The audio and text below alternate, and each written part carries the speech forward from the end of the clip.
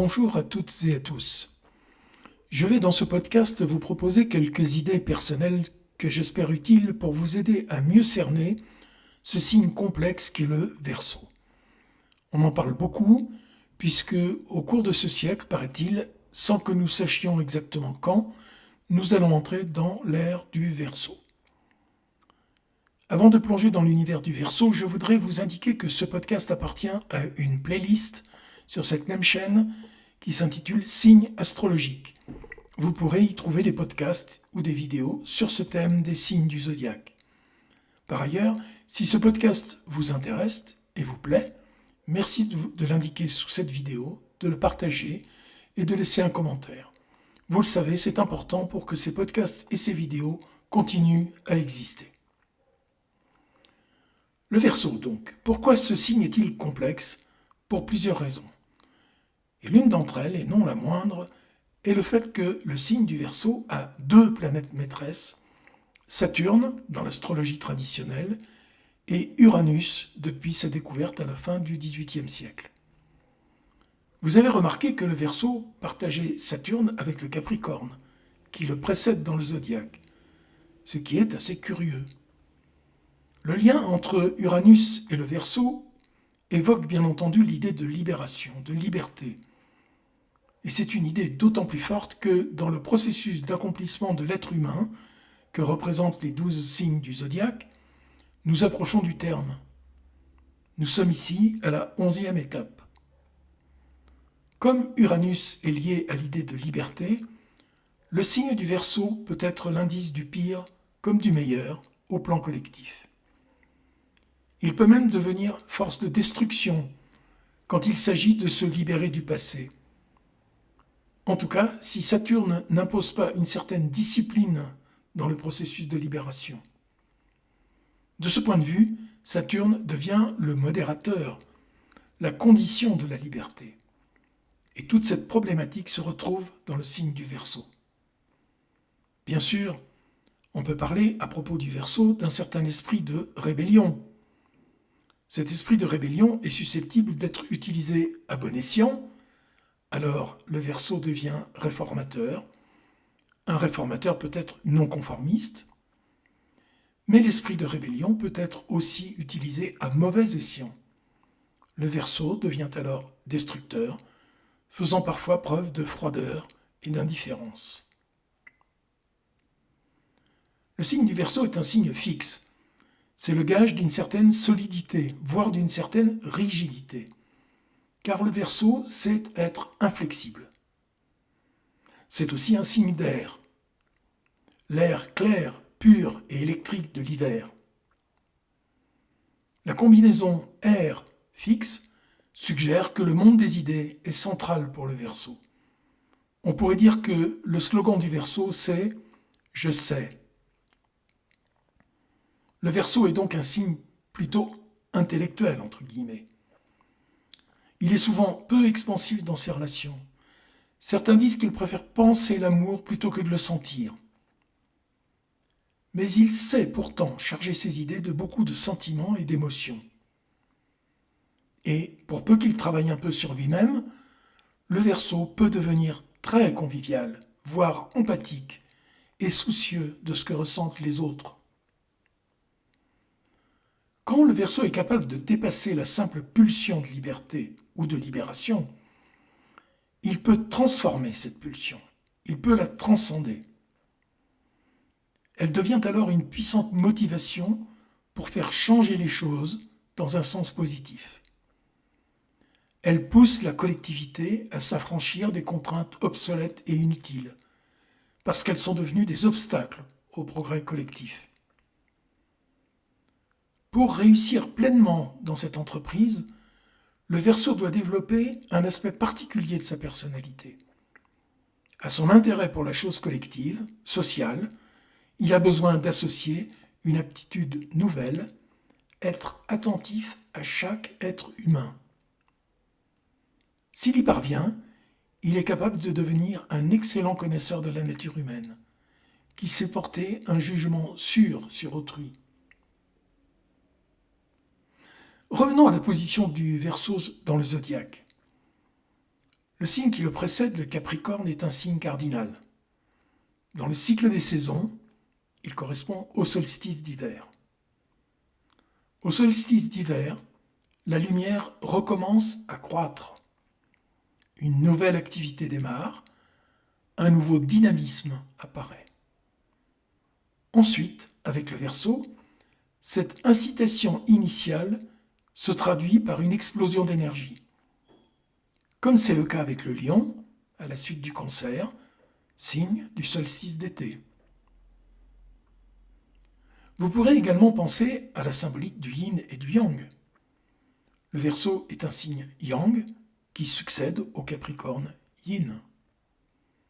Or, l'énergie yang correspond toujours à la libération d'une énergie qui s'était auparavant cristallisée dans le signe yin précédent. Le lion est tourné vers sa propre individualité et vers son insertion problématique dans le collectif. Et cette insertion exige de lui beaucoup de courage et d'audace. Le Verseau, lui, qui lui est opposé, est totalement investi dans le collectif. Il représente la civilisation qui se développe et se transforme à travers l'audace des inventeurs, des visionnaires, des révolutionnaires éventuellement. Dans le monde contemporain, le Verseau est particulièrement bien équipé pour identifier les problèmes et pour suggérer les transitions qu'il pense nécessaires. Par exemple, au plan politique, le Verseau est très sensible aux manifestations de sclérose dans les institutions qui constituent l'ossature de la société. Il arrive dans le zodiaque après le Sagittaire et le Capricorne. On pourrait dire que le Sagittaire avait élaboré les grandes idées, par exemple l'idée de démocratie. Ensuite, le Capricorne avait mis en place les institutions et les modes de fonctionnement. Par exemple, le système de démocratie parlementaire. Aujourd'hui, l'esprit du Verseau pointe les dysfonctionnements. Il remet en cause des mécanismes qui visiblement ne fonctionnent plus tout à fait correctement. Il se rebelle et pousse à se libérer des schémas de pensée anciens et à innover. On ne peut pas, bien sûr, ne pas évoquer les questions écologiques, où cet esprit du Verseau discerne et prévoit les conséquences de nombreux dysfonctionnements. Vous le voyez, le Verseau ne se contente pas de proposer des ajustements. Il remet en question les idées mêmes à l'origine de notre mode de vie. Enfin, puisque l'esprit du temps est au Verseau, il faut bien reconnaître que, dans le domaine scientifique, nous assistons à un ensemble de découvertes et d'applications concrètes qui remet radicalement en question notre façon de penser. Ordinateurs quantiques, découvertes médicales, nouvelles sources d'énergie, etc. Qui remet en question ou qui devrait remettre en question, malgré les résistances.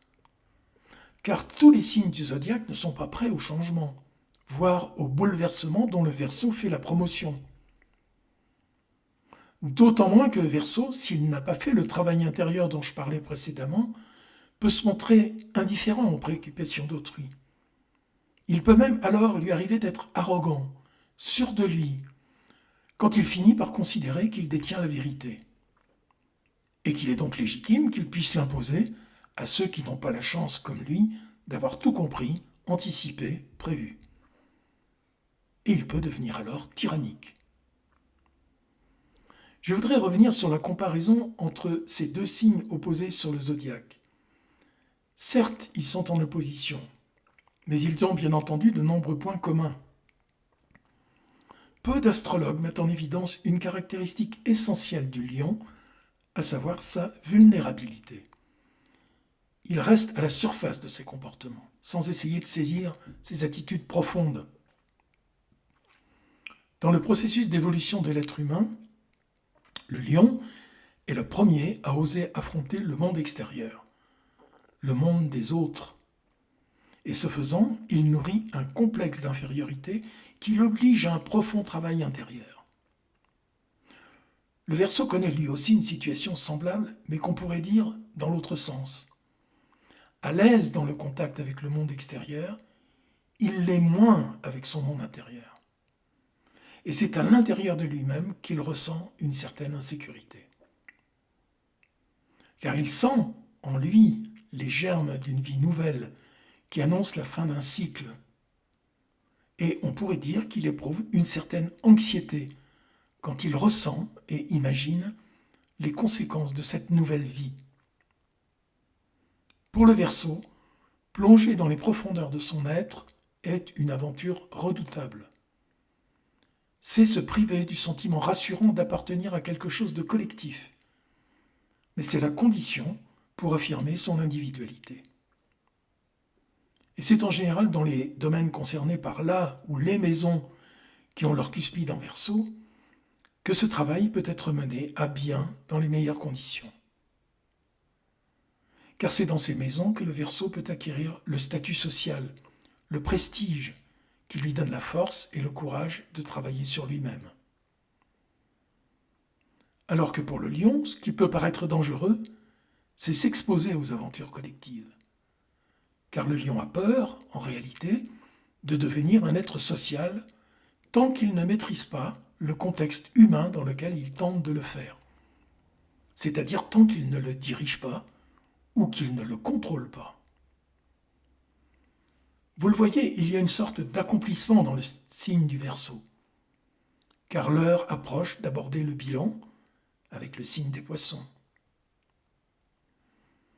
Il y a presque 2 ans, j'avais dans un article de mon blog fait un parallèle entre le tarot de Marseille et les symboles astrologiques. J'avais alors suggéré des liens entre l'arcane majeur qu'on appelle l'étoile, qui porte le numéro 17, et le signe du Verseau. Je voudrais pour terminer revenir à cette image de l'arcane de l'étoile. Dans cet article, j'écrivais « En d'autres termes, elle annonce, l'étoile, une vision plus élevée, exprime un pouvoir créatif et vivifiant, suggère une prise de conscience, une perception nouvelle.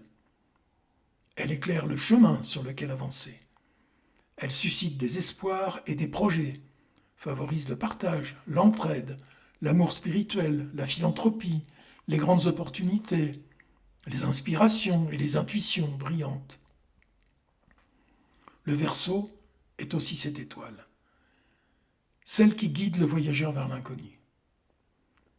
En même temps, il est celui qui verse l'eau nourricière, l'eau qui fait germer les idées. Autrement dit, qui constitue le viatique du voyageur, qui lui garantit un voyage où il ne manquera de rien. Voilà la contribution unique et très précieuse du Verseau, être une étoile. Et pour vous, quel mot représente le mieux le Verseau ? Merci de partager vos idées en commentaire sous ce podcast, si vous le souhaitez. Et merci pour votre attention. À très bientôt.